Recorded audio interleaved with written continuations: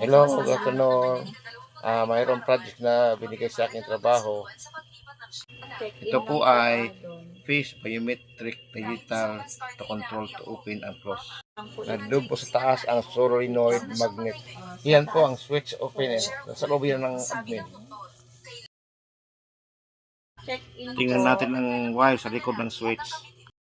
Kumuha muna tayo ng data. Pag-aralan natin ang dalawang wire. Ito ang ginamit nila ay ang telephone wire na may white, green, green. Pares po yan sa switch. Pag-aralan natin ang mga wire rerouting. May color coding po ito. Bawat isang cable ay may 4 na pares na wire.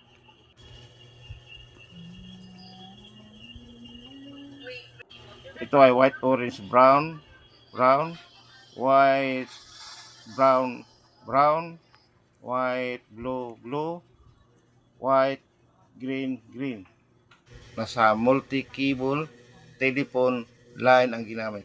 Binuksan ko na po ang kisame para makita ko sa ceiling ang controller, ang tatakbuhan ng supply, ang supply ng kuryente, at saka mga cable wire. Nakita ko, main AC supply ay present po, may 220 volt present.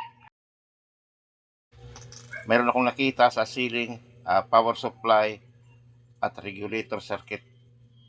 Mayroon nakakabit na telephone cable na maraming laman. Ang takbo ay papuntang admin. I see yellow wire is a secondary voltage, while red is the charger going to the battery. Sa 13.6 volt charger going to the battery.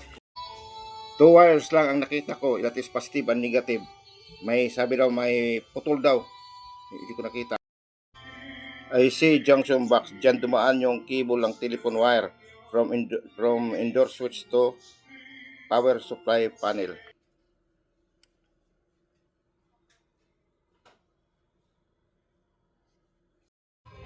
Ginawan ko ng diagram ang whole circuit ng door lock para mapag-aralan. Ito po yung likod ng face biometric panel. Ito naman sa may pintuan sa taas ng ulo, nakakonek ang solenoid lock door. Walang allowance yung wiring. Ito yung bagong assembly door lock na iniwan ng electrician. Doorknob assembly din po ito. Ito naman po ang lumang doorknob assembly. Nameplate diagram ay putol na.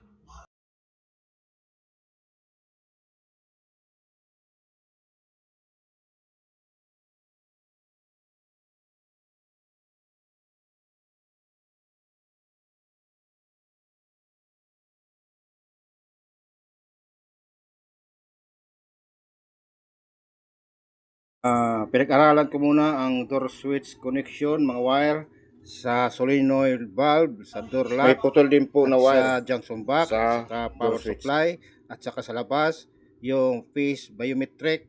Pinagtagpi ko po ang mga connection at pinagtagpi ko po ng drawing at nang maestudyaran natin kung paano ayusin. Wala na pong manual. Nawala na po dahil sa katagalan. Wala tayong magawa kundi manood na lang sa YouTube kung paano ang mga connection nito. Paktay tayo nito. Nasa pag-aaral King nito. Big Shop admin po tayo. Ito pa naman ang second project na pinapagawa sa akin ng management.